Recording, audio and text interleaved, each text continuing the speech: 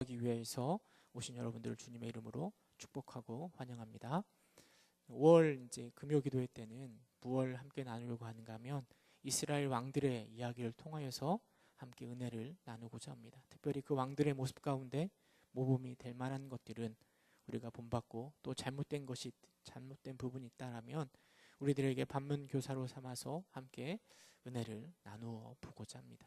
오늘은 솔로몬에 대해서 함께 이야기를 나누려고 하는데요. 여러분, 솔로몬 하면 무엇이 가장 먼저 떠오르십니까? 솔로몬. 많은 것이 떠오르시죠. 아마 솔로몬이라고 한다면 그 이스라엘 역사상 가장 힘이 있었고 가장 큰 나라를 완성했던 왕이 바로 솔로몬이라고 말할 수 있습니다. 물론 다윗이요, 그 발판 토대를 다 마련해 놓고 그리고 그 열매를 솔로몬이 땄다라고 말할 수도 있지만, 아무튼 솔로몬은 하나님의 크신 축복 가운데 엄청나게 부강한 나라를 이룬 왕이기도 합니다. 특별히 솔로몬은 성전을 건축하였고요. 또 솔로몬 하면 떠오르는 게 바로 지혜의 왕 솔로몬 아니겠습니까? 그가 쓴 지혜서가 참 많이 있는데 전도서나 잠언, 또 아가서, 또 시편 등에도 솔로몬이 기록한 시나 그런 지혜의 말씀들이 기록되어 있습니다. 오늘은 그의 지혜에 대해서 함께 생각해보고 은혜를 나누고자 합니다. 여러분, 내일이 무슨 날인지 여러분 아시나요? 어린이날이죠. 네. 저는 개인적으로 이렇게 어린이날이 별로 좋지만은 않은 것 같습니다. 좀 불만이 있는데요. 왜냐하면 아이들이랑 놀아주는 것이 힘들고 선물해줘야 돼서 어려워서가 아니라요, 우리가 너무 아이들을 위하는 것은 아닌가 하는 생각이 들어서 약간의 불만이 있습니다. 사실 어린이날을 제정한 사람이 이제 방정환 선생님이신데, 그분이 어린이날을 제정할 때 어린아이들이 대접을 받지 못하고 또 홀대받고 함부로 취급받는 것에 대한 반발로 어린이날을 선정하고 아이들의 인격을 존중하고 행복을 도모하기 위하여서 그 어린이날을 만든 것 아니겠습니까? 근데 좀 세상이 바뀐 것 같아요. 예전엔 참 아이들이 많이 대접을 못 받았지만 지금은 아이들이 너무 귀하게 대접받고 있는 것 아닌가 생각해 봅니다. 매일매일 왕처럼 대접받고 있잖아요. 안 그런가요? 네. 물론 이제 좀 어려운 상황 가운데 있는 아이들도 있겠지만, 제가 볼 때 일반적으로 대부분의 아이들은 가정에서 왕 취급받고 있는 것 같습니다. 저희 가정도 마찬가지입니다. 우리 자녀들이 뭘 사달라고 하면 아내가 어떻게 해서든지 다 사줍니다. 될 수 있으면 다 사주려고 하죠. 제가 뭐 사달라고 하면 말은 얘긴 하지만 항상 말뿐이라는 거. 돈이 이렇게 들어도 얼마든지 사줄게 라고 이야기하지만 사준 적은 별로 없는 것 같습니다. 모든 가정의 일정들도 다 아이들에게 맞추어서 돌아가는 것 같아요. 매일매일이 왕같이 보내고 있는 우리 아이들에게 어린이날을 맞이해서 더 왕같이 대우해 줘야 되려 하는 게 좀 불만이고 아쉬운 모습이 있는 것 같습니다. 차라리 어린이날 쉬지 말고 어버이날 쉬면 더 좋지 않을까 하는 생각도 해보게 됩니다. 물론 이렇게 제가 이렇게 생각은 하고 있음에도 불구하고 아이들 앞에서는 꼼짝도 못하고 올해도 이 어린이날 무엇을 해줘야 될까 고민하고 생각하고 있습니다. 그리고 더 못 줘서 안타까워하는 마음이 제 안에도 있죠. 근데 오늘 본문에 보면 이 어린 아이를 대하는 부모의 마음처럼 이스라엘의 왕, 1,000번제를 드리는 솔로몬을 바라보고 있는 하나님의 모습이 기록되어 있습니다. 솔로몬을 보면서 너무 흐뭇해하십니다. 어떻게 하면 나를 더 사랑하고 내 법도를 지킨 솔로몬에게 더 많은 사랑을 베풀 수 있을까, 채워줄 수 있을까 안달이 나신 것 같습니다. 그래서 3장 5절에 보면 이렇게 이야기합니다. 솔로몬의 꿈에 나타나시니라 하나님이 이르시되 내가 내게 무엇을 주고 너는 구하라. 하나님께 솔로몬에게 내가 너에게 무엇을 줄까, 너는 나에게 구하라 라고 말씀하십니다. 어린이날을 맞이해서 제가 자녀들에게도 말했죠. 뭐 사줄까? 말만 해. 이렇게 말은 하지만 몇만 원 안에서 다 해결해야 되거든요. 그런데 지금 솔로몬에게 무엇을 해줄까라고 말씀하시는 그분이 누구신가 하면 세상을 창조하신 전지전능하신 하나님이십니다. 그분은 솔로몬이 원하는 것 무엇이든지 다 들어줄 수 있으시는 분이십니다. 이것은 마치 백지수표와 같은 거 아니겠습니까? 그냥 적기만 하면 하나님께서 다 해주시잖아요. 말만 해주시면 하나님께서 다 채워주실 것 같습니다. 만약에 하나님이 여러분들에게 그렇게 말씀하신다면 여러분들은 무엇을 구하시겠습니까? 9절에 보니까요. 9절 말씀 함께 읽어보도록 하겠습니다. 3장 9절 시작.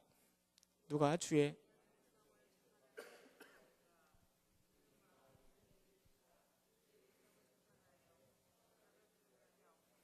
솔로몬이 그 하나님의 질문 앞에 무엇을든지 구하라라는 말씀 앞에 무엇을 구하는가 하면 듣는 마음을 종에게 주사 주의 백성을 재판하여 선악을 분별하게 하소서라고 말하고 있습니다. 여기서 듣는이라는 단어의 의미가요. 물론 듣는다라는 의미도 있지만 이해한다 또 순종한다라는 의미도 가지고 있습니다. 그래서 우리 개역 성경에서는 이 듣는 마음을 지혜로운 마음으로 번역하고 있기도 합니다. 그렇다면 여기서 이 듣는 마음은요, 그냥 하나님 이 백성들의 마음을 듣고 잘 재판하게 한다라는 의미라기보다는 그 재판할 때 하나님의 마음을 듣고 하나님의 말씀에 순종하여 그리고 그것을 통하여서 선악을 분별하게 해달라는 솔로몬의 요청이라고 볼 수 있습니다. 다시 말해서 왕으로서 재판을 할 때 다른 것에 귀를 기울이는 것이 아니라 하나님의 마음을 듣고 순종하게 하시고 그리고 선악간에 잘 분별하여 재판을 잘 할 수 있는 지혜를 달라라고 하나님께 요청하고 있는 것입니다. 그런 요청을 하는 솔로몬이 참으로 대단하고 그리고 그 신앙이 참 부럽다라는 생각이 듭니다. 다윗의 아들 그리고 이스라엘의 왕으로서 세상의 부귀와 영화 그리고 모든 권력을 다 가진 그가 부럽기도 하지만 그것보다 더 부러운 것은 그럼에도 불구하고 그가 가지고 있는 신앙적인 인품이 더 우리로 하여금 부럽게 만들고 있는 것 같습니다. 그냥 지혜를 달라라고 하는 것 그 말 자체에도 부러움이 있지만 그 말을 꺼내기 앞서서 3장 6절에 보면 이렇게 이야기합니다. 솔로몬이 이르되 주의 종 내 아버지 다윗의 성실과 공의와 정직한 마음으로 주와 함께 주 앞에서 행함으로 주께서 그에게 큰 은혜를 베푸셨고 라고 이야기하면서 솔로몬은요 자신이 누리고 있는 모든 은혜가 다 하나님의 은혜이고 그리고 내 아버지 다윗을 통하여서 하나님께서 주신 은혜라라고 이렇게 고백하고 있는 것이죠. 겸손한 그의 모습이 그렇게 드러나는 것 같습니다. 7절에 보면 자신을 뭐라고 표현하고 있는가 하면 작은 아이라 출입할 줄을 알지 못하고라고 스스로를 겸손하게 표현하고 있습니다. 이미 왕인 솔로몬이지만 나는 어린 아이처럼 제대로 그 일들을 감당할 수 없다라고 표현하고 스스로를 낮추고 있는 그 겸손한 모습이 그의 고백 가운데 나타나는 것 같습니다. 그리고 하나님의 마음을 잘 들어 백성들을 잘 다스릴 수 있는 지혜를 달라라고 솔로몬이 요청하고 있는 거죠. 이런 솔로몬의 신앙을 보면 참 우리의 모습과 너무 비교되지 않습니까? 늘 세상의 것들을 탐하고 있고 어떻게 해서든지 더 많은 것들을 누리길 원하고 더 나를 드러내기를 원하는 우리들인데 솔로몬은 더 겸손히 또 그 어떻게 하면 그 왕의 직분을 더 잘 감당할 수 있을까 고민하고 지혜를 달라고 하는 그 솔로몬의 모습을 바라보면서요. 과연 우리가 그렇게 살아갈 수 있을까 하는 생각이 들기도 합니다. 물론 우리는 그렇게 살아가는 게 쉽지는 않겠지만 우리의 자녀들은 그런 솔로몬의 믿음과 겸손과 지혜로움 있기를 간절히 축원합니다. 이런 솔로몬의 모습을 보시고요. 하나님의 마음이 얼마나 시원하시겠습니까? 무엇이든지 다 들어줄 테니까 말해봐 했더니 어떻게 하면 그 왕으로서 어떻게 하면 그 백성들을 더 잘 다스릴 수 있을까 지혜를 요청하는 그 솔로몬의 그 모습을 보시고 하나님의 축복의 내용이 10절부터 13절까지 기록되어 있습니다. 솔로몬이 이것을 구하매 그의 말씀이 주의 마음에 들었던 거죠. 하나님 뭐라 말씀하시는가 하면 자기를 위하여 장수하기를 구하지도 아니하고 부도 구하지 아니하고 자기 원수의 생명을 멸하는 것을 구하지도 아니하고 오직 분별하는 지혜를 달라라고 요청하였다라는 것입니다. 하나님께서는 그 솔로몬의 이야기를 듣고 12절에 보니까 지혜롭고 총명한 마음을 줄 뿐만 아니라 13절에 가니까요. 내가 구하지도 않는 부귀와 영광도 내게 주겠다라고 하나님께서 말씀하고 계십니다. 지혜를 구하는 솔로몬에게 부귀와 영광까지 넉넉하게 채워주시는 하나님의 모습이 이렇게 기록되어 있습니다. 그리고 그 이후에 성경은 무엇을 기록하고 있는가 하면 솔로몬이 그 지혜를 가지고 이스라엘을 어떻게 통치하는가, 그게 쭉 기록되어 있습니다. 가장 먼저 나오는 게 우리가 솔로몬 하면 잘 알고 있는 그 심판의 내용, 재판의 내용 있잖아요. 두 여인이 한 아이를 데리고 이 아들이 누구의 아이인가로 가지고 재판할 때 솔로몬이 뭘 얘기하는가 하면 아이를 반으로 잘라 나누어 가지라라는 그런 판결을 통해서 진짜 엄마를 찾아준 지혜롭게 재판하는 솔로몬의 모습이 기록되어 있습니다. 그리고 사장에 가면 무엇이 기록되어 있는가 하면 지혜롭게 이스라엘 백성들을 통치하는 솔로몬의 모습이 기록되어 있습니다. 각 관리들을 세우고 지방을 12개로 나눠서 어떻게 잘 다스릴 수 있는가, 그런 것들을 쭉 이야기하고 있는 거죠. 그리고 더 뒤로 나아가면 그 솔로몬의 지혜가 얼마나 뛰어난지, 많은 사람들이 다 솔로몬을 만나려고 곳곳에서 찾아옵니다. 그가 만든 잠언이 3,000개고 그가 만든 노래가 1,005편이라고 성경이 말해주고 있고요. 그리고 그 중에 누가 있는가 하면 스바 여왕이 그 솔로몬을 찾아 그의 지혜를 감탄하며 경배하는 내용들도 쭉 기록되어 있습니다. 솔로몬에게 주신 그 지혜가 그의 삶을 어떻게 변화시켰는가를 보여주고 있는 것이죠. 그런데 하나님의 축복 중에 한 가지 기억해야 할 구절이 있는데요. 바로 3장 14절 말씀입니다. 우리 열왕기상 3장 14절 함께 읽어볼까요? 함께 읽어보겠습니다. 시작.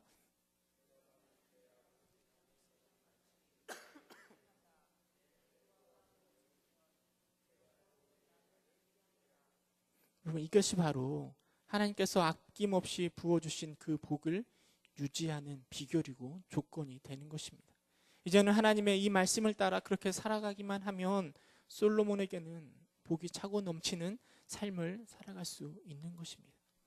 그런데 안타까운 것은 무엇인가 하면 이런 솔로몬의 축복이 끝까지 그의 삶 전체에 끝까지 가지 못한다라는 것입니다.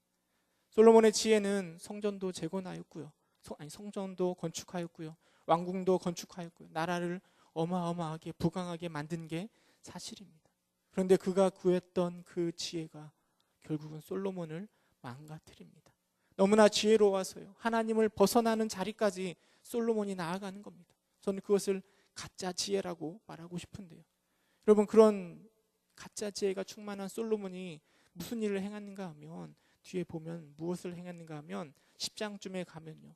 그 솔로몬이 엄청나게 많은 재물들을 모읍니다. 10장 14절에 가면 그가 한 해에 세금을 모으는데요. 얼만큼을 모았는가 하면 금이 666달란트라고 성경이 말하고 있습니다. 한 달란트가 어느 정도 무게인가 하면 34kg 정도라고 얘기해요. 근데 34kg가 한 달란트인데 666달란트라고 이야기하면 한 해 동안 모아들인 금이 무려 20톤이나 된다라고 성경이 말하고 있는 겁니다. 금이 20톤 해봐야 여러분 별로 놀라지도 않으시죠? 얼마나 많은지 우리는 구분도 하지 못하지 않습니까? 얼마 전에 뉴스에 보니까 인천공항에서 금덩어리가 7개인가요? 발견됐다고.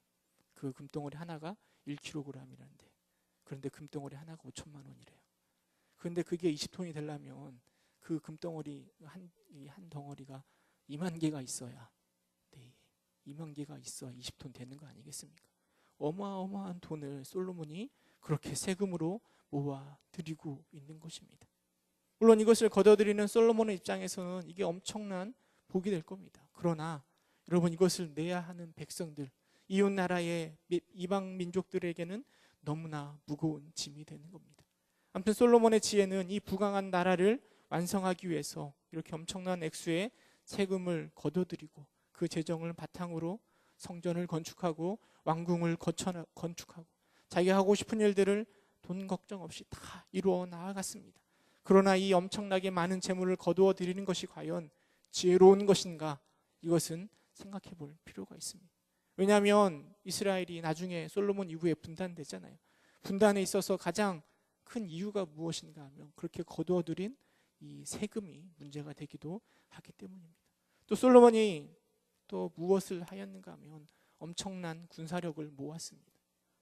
10장 26절에 가면 그가 모은 군사의 병거가 1,400대라고 이야기하고요. 마병이 12,000명이라고 이야기하고 병거 성까지도 두었다라고 성경은 말하고 있습니다. 당시의 병거, 그러니까 마차와 말을 가리키는데요.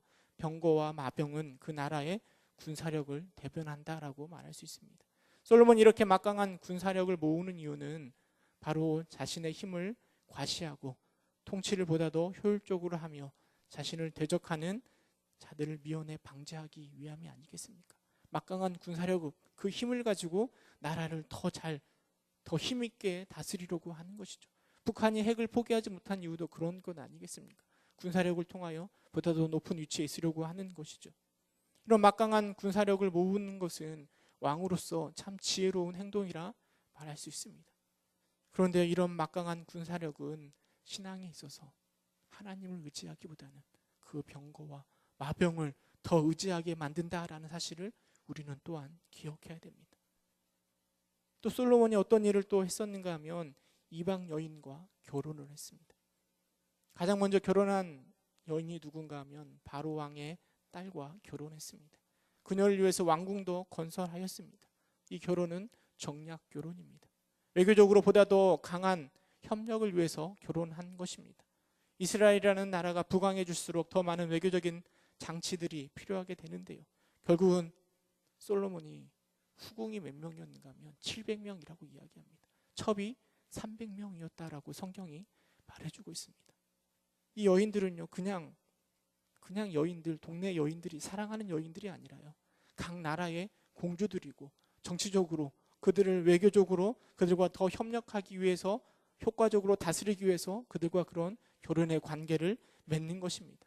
여러분, 그러나 그 여인들은 몸만 오는 것이 아니라 그 나라에서 자신들이 섬기는 우상들을 함께 들고 왔다라는 것을 우리가 기억해야 됩니다.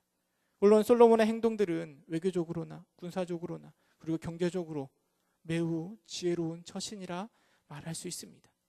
그러나 이것이 정말 참된 지혜인가, 참된 지혜가 되는가라는 것은 우리가 곰곰이 생각해 봐야 됩니다. 왜냐하면 제가 언급한 솔로몬의 그 했던 일들은 다 하나님의 말씀과 대치되는 것들이기 때문입니다. 신명기 17장에 가면은요, 너희들이 왕을 세우거든, 너희들이 나중에 왕을 세워야 되겠다라고 생각하거든 그 왕이 하지 말아야 될 일들을 쭉 기록해 주고 있습니다. 특별히 17장 16절에 가면 뭘 두지 말라고 얘기하는가 하면 그의 병마를 많이 두지 말라라고 이야기합니다. 병거를 많이 두지 말라라고 하나님께서 왕을 세우거든 왕은 그런 군사력을 많이 갖지 말라라고 이야기합니다. 17절에 가면 그에게 아내를 많이 두어 그의 마음을 미혹하게 하지 말 것이며 자기를 위하여 은과 금을 많이 쌓아두지 말라라고 하나님께서 말씀하십니다. 하나님께서 이렇게까지 말씀하시는 건 왕으로 하여금 하나님보다 군사력을, 돈을, 또 우상을 섬기는 일을 하지 않게 하기 위함이라 생각되어집니다. 오직 하나님만을 의지하는 왕을 하나님이 기대하시는 것이고, 그것 때문에 군사력도 또 많은 여인들도 많은 돈도 두지 말라라고 하나님께서 말씀하셨습니다. 그런데 솔로몬은 가짜 지혜를 쫓아 그 하나님의 말씀을 저버린 것입니다. 솔로몬의 지혜는 외교적으로, 군사적으로, 경제적으로 이스라엘 어느 왕과 비교할 수 없는 엄청난 성장을 가져왔습니다. 엄청나게 부강하고 강력한 나라를 완성하였습니다. 그러나 그것은 허울뿐인 가짜 지혜입니다. 솔로몬 자신도요, 자신이 하고 있는 그 지혜가 가짜라는 것을 잘 알고 있었을 것입니다. 왜냐하면 솔로몬이 잠언에 뭐라고 말하고 있는가 하면요, 잠언 9장 10절에 솔로몬이 이렇게 고백하고 있습니다. 우리 9장 10절 함께 읽어볼까요? 시작.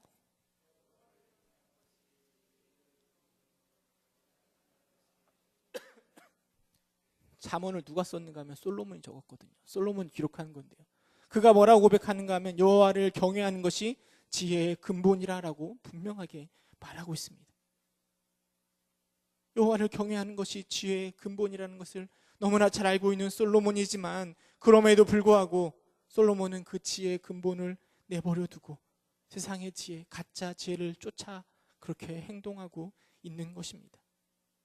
물론 저는 그 솔로몬이 아무런 고민도 생각도 없이 그렇게 세상적인 지혜를 쫓아갔다라고 생각하지 않습니다.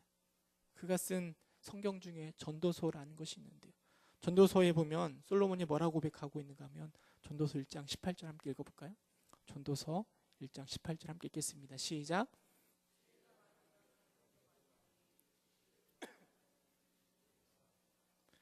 솔로몬이 많은 지혜와 지식을 가지고 있었는데, 그런데 그가 뭐라고 고백하고 있는가 하면 그런 지혜가 많고 지식이 많으면 번뇌도 많고 고민도 많다라고 스스로 이렇게 말하고 있습니다.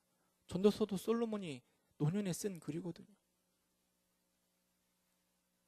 지혜의 근본이 무엇인지를 알고 또 수없이 많은 지혜를 가지고 있는 솔로몬이요. 어떤 것이, 어떻게 살아가는 것이, 어떻게 하는 것이 가장 좋은 방법인가에 대해서 끊임없이 번뇌하고 고민하였을 것입니다. 근심하였을 것입니다. 그리고 그가 도달하는 것이, 물론 지혜의 근본은 하나님을 경외하는 것이지만 현실 속에서 보다 더 강한 나라를 이루기 위하여서 이방 여인과 결혼을 하였고 많은 병거와 마병을 모았으며 또 세금을 통하여 많은 경쟁력을, 많은 경제력을 그가 선택한 것입니다. 여러분, 그러나 그런 솔로몬의 가짜 지혜가 결국 솔로몬을 넘어뜨리는 것입니다. 지혜의 근본이 하나님을 경외하는 것을 뻔히 알면서도 세상 앞에서 세상의 지혜를 쫓아 외교적으로, 정치적으로, 또 군사적으로 물질을 쫓았던 그가요, 그것 때문에 결국은 넘어지는 모습을 성경이 기록하고 있습니다. 특별히 열왕기상 11장 4절에 보면은요, 이렇게 성경은 말하고 있습니다. 우리 함께 읽어보도록 하겠습니다. 11장 4절 시작.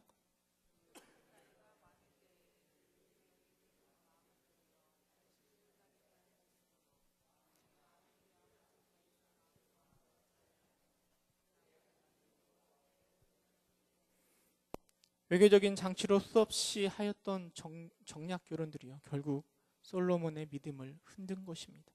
나이가 많아져 분별력이 떨어질 때 솔로몬과 결혼했던 그 여인들이요, 그 마음을 돌려 다른 신을 따르게 한 것입니다.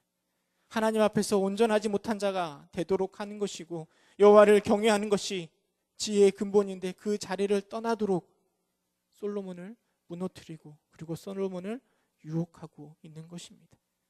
하나님의 마음에 들어서 지혜의 축복과 수없이 많은 축복들을 누렸던 솔로몬이요, 그가 가지고 있었던 잘못된 지혜, 세상적인 지혜를 쫓다가 결국은 그것이 덫이 되어 그의 신앙을 깨트리고 파괴하고 있는 것입니다. 그런 솔로몬에게 이제는 하나님의 진노가 임합니다. 열왕기상 11장 9절에서 11절에 보면은요, 솔로몬이 마음을 돌려 이스라엘의 하나님 여호와를 떠남으로 여호와께서 그에게 진노하시느니라. 여호와께서 일찍이 2번이나 그에게 나타나시고 이 일에 대하여 명령하사 다른 신을 따르지 말라 하셨으나 그가 여호와의 명령을 지키지 않았으므로 여호와께서 솔로몬에게 말씀하시되 내가 이러한 일을 하였고 또 내가 내 언약과 내가 내게 명령한 법도를 지키지 아니하였으므로 내가 반드시 이 나라를 내게서 빼앗아 내 신하에게 주리라. 세상을 쫓았고 하나님을 멀리 세상의 지혜를 쫓았던 솔로몬이 결국은 무너지고, 그리고 하나님께서 2번이나 나타나 그를 다시 돌아오게 하려고 경고하셨지만 그럼에도 불구하고 솔로몬은 그 지혜의 근본을 회복하지 못하고 하나님의 심판을 받았다라고 성경이 말해주고 있습니다. 그 지혜를 통하여 만든 그 부강한 나라가요, 결국은 신하들에게 빼앗긴다라는 그 심판이 솔로몬에게 임한 것입니다. 이것이 바로 가짜 지혜를 쫓았던 솔로몬의 결말입니다. 여러분, 이 솔로몬의 모습을 통해서 우리가 어떤 교훈을 삼아야 될까요? 특별히 여러분, 근본이 무엇인지를 잘 이해하고 그것을 지키는 것이 얼마나 중요한가를 새삼 느끼게 되는 것 같습니다. 여러분, 지혜의 근본이 무엇이라고요? 하나님을 경외하는 것입니다. 경외가 무엇입니까? 하나님을 두려워함을 포함하는 것이 경외 아닙니까? 근데 솔로몬은 그 지혜의 근본을 잊어버리고 하나님을 두려워하는 것을 망각하고 세상의 지혜를, 가짜 지혜를 쫓은 것입니다. 그리고 그 지혜가 결국 그를 무너뜨린 것입니다. 여러분, 꼭 기억하시기 바랍니다. 무엇이 지혜의 근본이라고요? 여호와를 경외하는 것. 여러분, 솔로몬만 지혜의 근본인 여호와를 경외하는 것을 잊어버리는 게 아닙니다. 우리도 늘 마찬가지입니다. 우리의 삶을 좀 생각해 보시기 바랍니다. 얼마나 많은 세상의 지혜 때문에 지혜의 근본을 잊고 살아가고 있는지 우리의 모습을 돌이켜 생각해 보시기 바랍니다. 사실 여호와를 경외하면서 살아가는 그 지혜는요, 우리를 너무 피곤하게 합니다. 하나님을 경외해야 된다는 이유 때문에요. 주일 성수도 해야 되고요, 예배도 드려야 되고요. 오늘 금요기도에도 나와야 되고요. 헌금도 해야 되고 봉사도 해야 되고 해야 할 일들이 참 많이 있습니다. 그런 수없이 많은 일들이 우리를 막 귀찮게 하고 힘들게 하는데요. 또 세상의 지혜는 자꾸만 우리를 유혹합니다. 뭘 이렇게 힘들게 그렇게 살아가려고 그래. 조금만 피하면 보다 더 쉽게, 보다 더 빠르게, 보다 더 지혜롭게 더 많은 것을 가질 수 있는데 라고 우리를 끊임없이 유혹합니다. 물론 우리는 그 안에서 고민하고 번뇌하지만 여러분, 우리 솔로몬의 모습을 보면서 지혜의 근본이 무엇인지, 잘못된 가짜 지혜가 우리를 어떻게 만들 수 있는지를 꼭 기억하시기 바랍니다. 그리고 세상의 지혜를 쫓는 것이 아니라, 그 가짜 지혜를 쫓는 것이 아니라 지혜의 근본, 여호와를 경외하는 것을 쫓는 여러분 되시기를 간절히 소망합니다. 또 생각해 볼 수 있는 건 또 무엇이 있는가 하면 풍요의 근본이 무엇인가도 생각해 볼 수 있습니다.